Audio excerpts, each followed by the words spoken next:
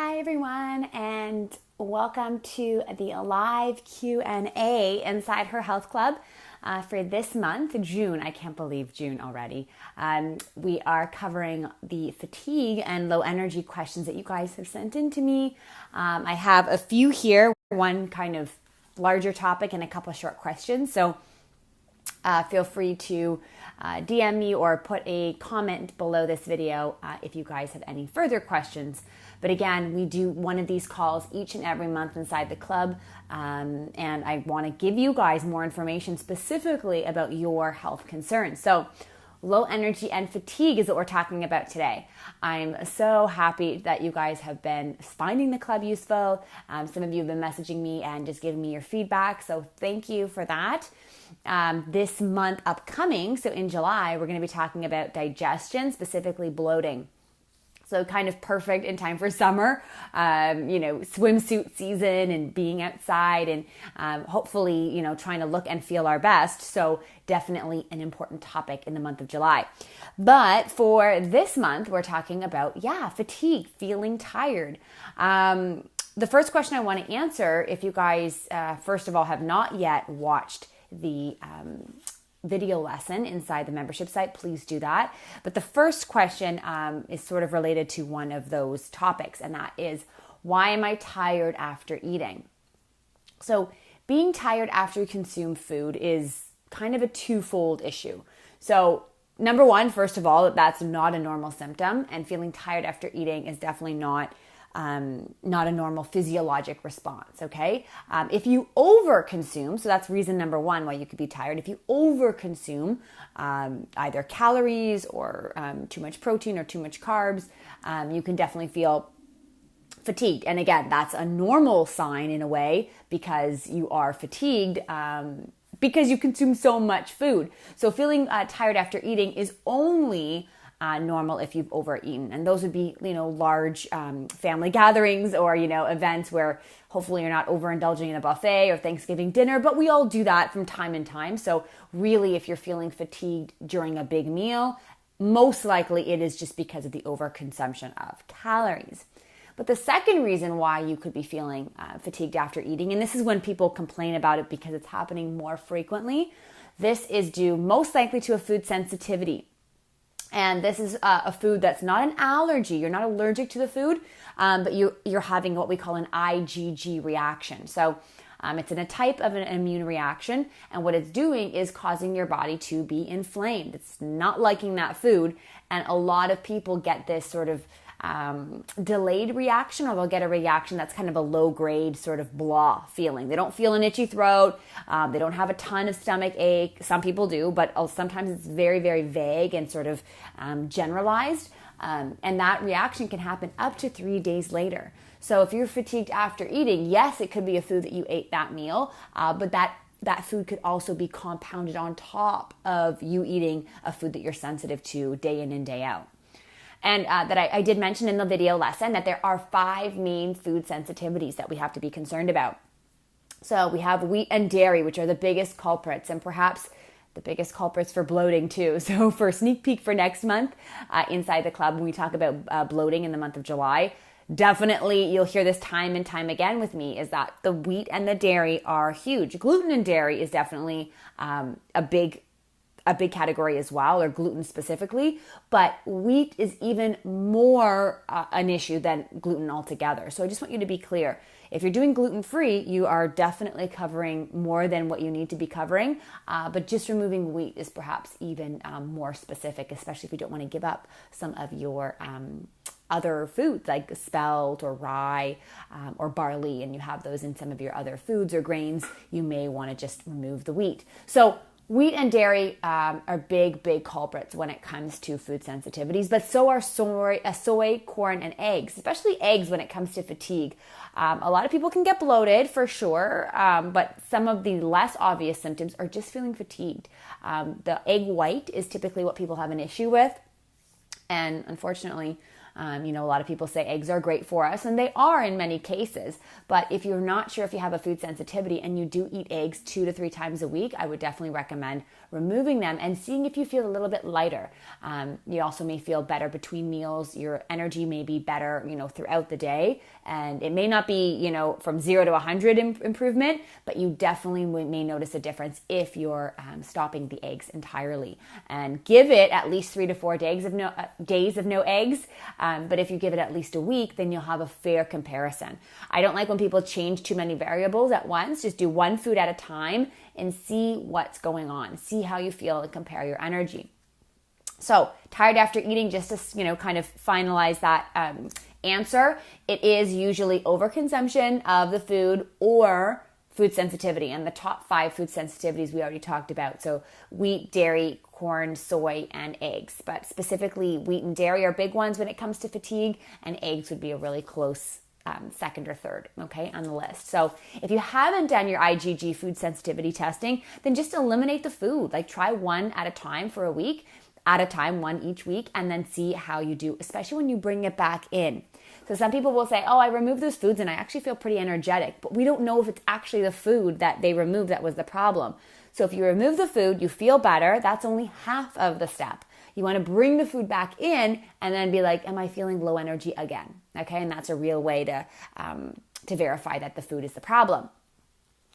Okay, so there's also the next question, which is, again, similar to why am I tired? But it says, why am I tired even after I get a full night's sleep? So I do get this question a lot. I ask this of all my new patients. I say, okay, well, how's your energy? How do you wake in the morning after you sleep? So we talk about sleep in detail, and I'll probably do a sleep month inside her health club coming up later this year. But sleep is such a big thing that people don't realize. Okay, if I'm getting about 7 or 8 hours and you're not waking up rested, it's not because you're not getting enough sleep. Okay, if you're getting under 7 hours a night, and let's call it 6.5 hours or less, and you don't wake fully rested, it could be that your body does need more sleep.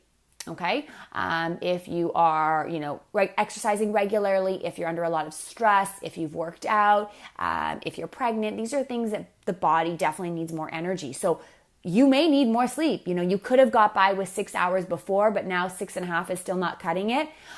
Make sure that you're getting at least 7 hours before we blame the number of hours of sleep. Okay, everyone is different, but 7 to 7.5 hours at least is really where you want to be most nights, at least 7. So if you're at 7 hours a night, 7.5 most nights, and you're waking up feeling kind of like you haven't slept at all, or just it takes you about an hour to kind of get up and going, that's definitely a sign that your sleep is not restorative. So what's going on? The two main issues for that, again, 2 issues. The 2 main issues why you may wake feeling tired even after a full night's rest. The big one is thyroid. And I'll have to do another month topic on this as well. I get so many women coming in with, I won't say low thyroid or hypothyroid, but they're like sluggish thyroid. Okay, so on their blood work, their thyroid looks actually pretty good, but they are fatigued. And we talked about this inside the membership video lesson this month. Having low thyroid and having a great thyroid are 2 different things, right? So you may not need medication, but if your thyroid is suboptimal or functioning lower, that means your TSH is higher. Then you're definitely going to be putting your thyroid in a sluggish position. And the telltale thyroid sign is waking up tired in the morning. Like you wake up and you're just like, I haven't slept. You can't lose weight. Maybe your hair is thinning. Maybe your skin's really dry. Those are other thyroid textbook, symptoms. But the big thing that I look at is, okay, well, wait, if you're not waking rested, what's going on? So when we talk about people sleeping for a 7-hour period and they're waking up not rested after 7 hours, we look to some medical or usually hormonal reason behind that. So if it's not thyroid and the thyroid checks out fine, your TSH is under 2.5, and we look at your T4 and T3 and those are also good. You don't have any autoimmune issue with your thyroid. Then you're good. Then most likely your thyroid's not the problem. So what is the problem? Well, the second hormonal issue that can be going on could be, and in general, could be adrenal fatigue. And this was the third question that someone asked, but let me just sort of quickly break this down. So adrenal fatigue is go, go, go, stress, stress, stress for many years, for many months, for many decades in some cases. And then your body just says, enough. Like, I'm exhausted, the tank's empty, and you can't really refill it. It's like you're pouring in gas into a container and the container has a hole in it. Like you just can't hold on to energy. So your body is just like, yeah, no, I'm burnt out. I'm burnt out. So you sleep, you could probably sleep more than 8 or 10 hours and you're still tired. So thyroid and adrenal fatigue can kind of go hand in hand. They sometimes overlap. So that's why testing can be very, very useful. And a lot of people say like, oh, I'm stressed, or oh, I have adrenal fatigue, like burnout. You may not have to be exhausted to have those symptoms. You could have the starting phases of those symptoms. And the first thing to go is really your morning energy. That's when energy should be your highest, because that's when your stress hormone or your cortisol, which is a normal thing, it should be highest in the morning to wake you up. So if you're not waking up rested, why are we not getting that boost, right? Why are we not getting that raise in cortisol? Either your body's depleted or there's something else going on. The thyroid's not making enough of it, etc. There's something causing the problem. Alternatively, it could be your sleep. So if you're waking up tired, the simplest thing is how many hours are you getting of sleep? So 7.5 at least, and then move on to the other sources. And if you're getting that amount of sleep, are you waking up more than one time per night? If you're under the age of 40, roughly 40, 45, you should not be waking up in the middle of the night. You really should not. And people say, oh, well, I wake up to go to the bathroom. And sometimes, for sure, sometimes you drink extra water or tea or whatever in the evening, and that happens.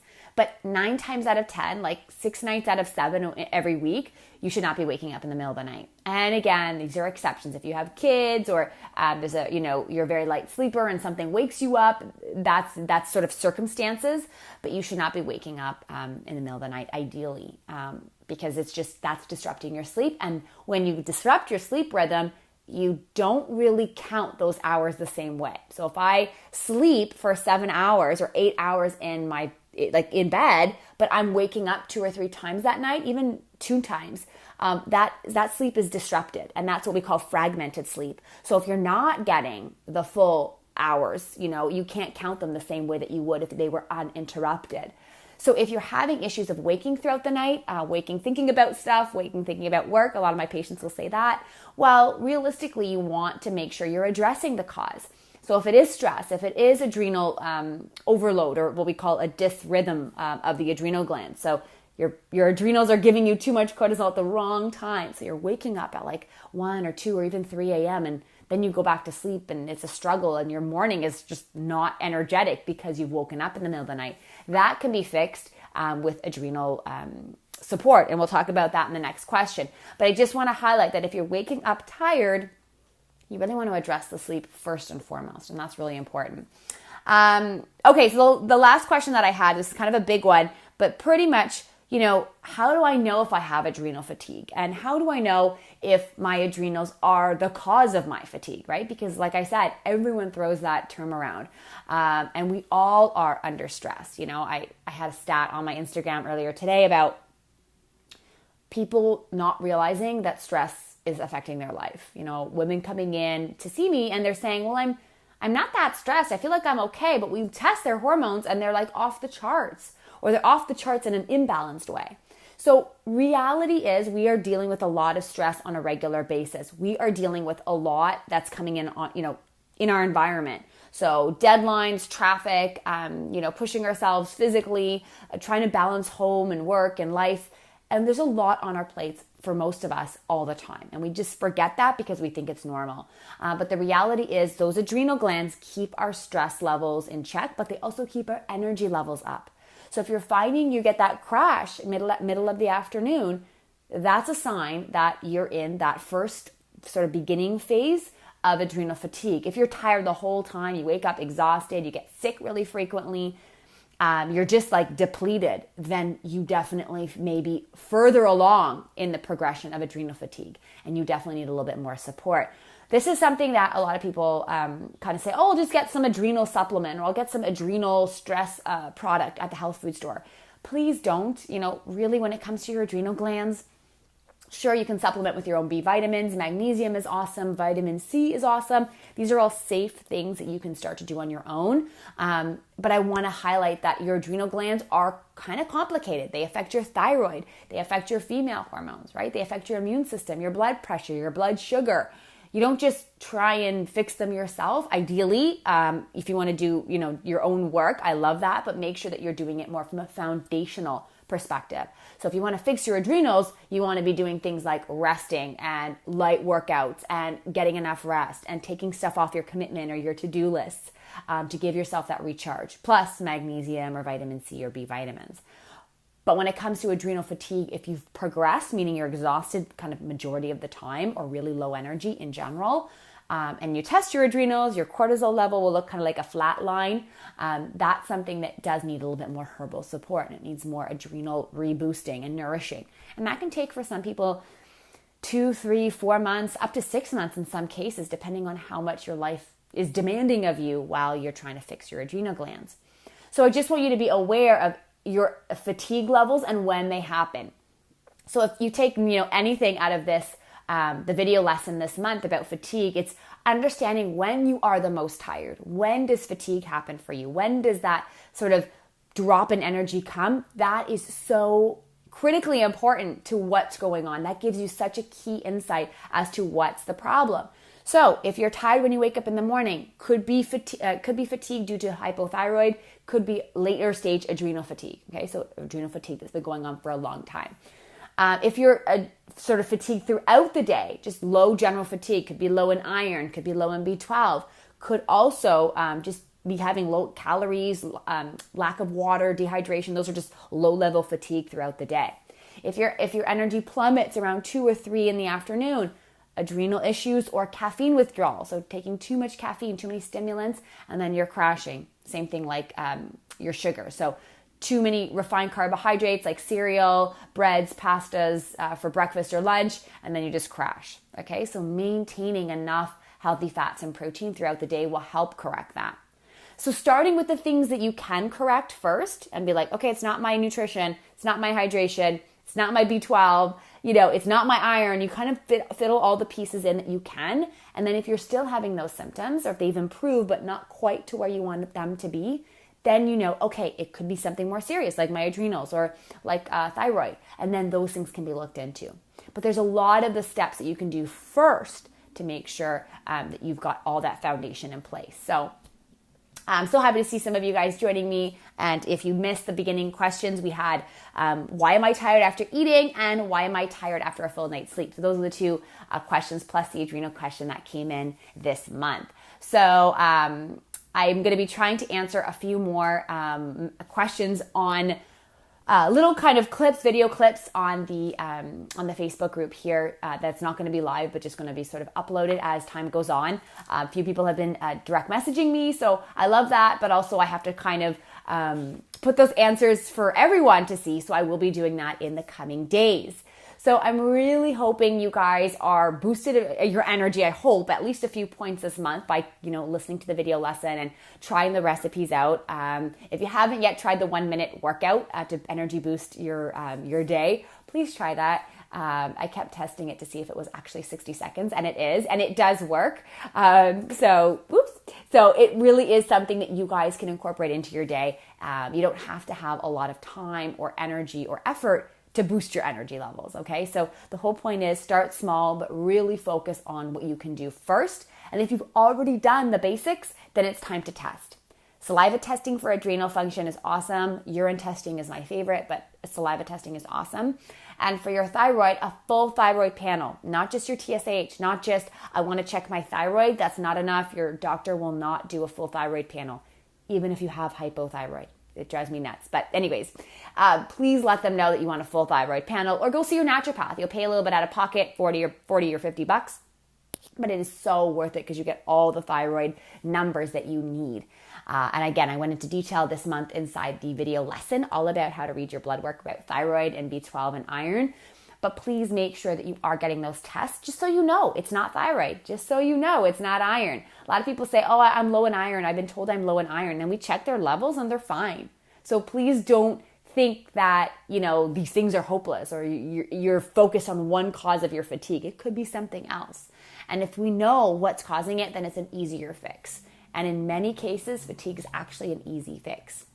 And finally, I just want to say, something when it comes to nutrition, greens. If you guys have not tried liquid chlorophyll, try it. It's so good. Throw it in your smoothie. I put it in my water, kind of like randomly throughout the day. It gives you like a clean energy boost. It's not like a B12 or even like an adaptogen, something that kind of gets you going, like a caffeinated sort of buzz. It's nothing like that. It kind of just gives me a little bit more of like a clean, fresh boost to my day. Mental clarity, a little bit more physical energy, probably because I'm drinking water with it. But you can definitely do it at like 5 or 6 p.m. too. It's not like it's going to keep you up at night. So try the chlorophyll. Really, really easy to absorb as well, especially if you have any gut issues or issues digesting or breaking down things. Chlorophyll's liquid. So, all right. So I got cut off there, but I think signal's back. I just want to say, keep up the good work, guys. I will see you guys in the next month's video lesson and live Q&A in July, all about bloating. So I really hope to see you guys there. If you have any questions, comment below in the video. If you have any more specific questions, of course, send me a private message, but I'll be giving you more tidbits for the rest of this month. So stay tuned for that.